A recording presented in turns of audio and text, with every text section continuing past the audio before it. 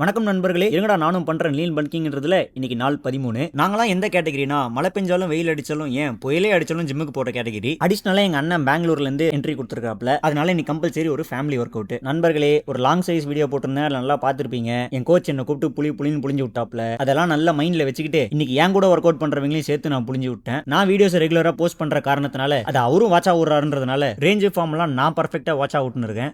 நான் லைட்டா எங்கேயோ பிசிறு தட்டின மறுபடியும் கூப்பிட்டு செஞ்சு விட்டுருவாரு. அந்த பயத்தோட தான் ஒர்க் அவுட் பண்ணிட்டு இருக்கேன். நீங்க ஒர்க் அவுட் எவ்வளவு இன்டென்ஸா பண்றீங்கன்றது மேட்டரே கிடையாது. எவ்வளவு இன்டென்ஸா டயட்ல இருக்கீங்கன்றது தான் உங்க பாடியில ரிஃப்ளெக்ட் ஆகும். நண்பர்களே, ஒன்னு நல்லா ஞாபகம் வச்சுக்கோங்க. நீங்க 1 மணி நேரம் ஒர்க் அவுட் பண்றீங்களா இல்ல 5 மணி நேரம் கார்டியோ பண்றீங்களான்றது விஷயம் இல்ல. நீங்க என்ன சாப்பிடுறீங்களோ அதுதான் உங்க பாடியில ரிஃப்ளெக்ட் ஆகும். உங்க ஒர்க் அவுட் ப்ரோக்ராம் பிளான் பண்றதுக்கு முன்னாடி உங்க டயட்டையும் கேலரி டெபிசிட்டையும் கரெக்டா பிளான் பண்ணிக்கோங்க. இல்லனா நீங்க பண்ற ஒர்க் அவுட்டுக்கு வெறும் எனர்ஜி தான் வேஸ்ட் ஆகும். ரிசல்ட் வரவே வராது. நண்பர்களே, நேத்து ஒரு நாள் என் ஒர்க் அவுட் கரெக்ட் ஆயிடுச்சு. அதனால அந்த ஒர்க் அவுட் இன்னைக்கு காப்பி பேஸ்ட் பண்ணி ஷோல்டர் முடிச்ச கையோட லெக் வேரியேஷன்ல ஒரு 2 வேரியேஷன் போட்டு இன்னைக்கு நாளை முடிச்சுக்கிட்டேன். நண்பர்களே, போற வழியில டயட்டுக்கு தேவையான பழங்களை பிடிச்சிக்கிட்டு இன்னைக்கு நாளும் முடிச்சுக்கிட்டேன். இன்னைக்கு கதை அவ்வளவுதான். நாளைக்கு பார்க்கலாம். டாடா பாய்.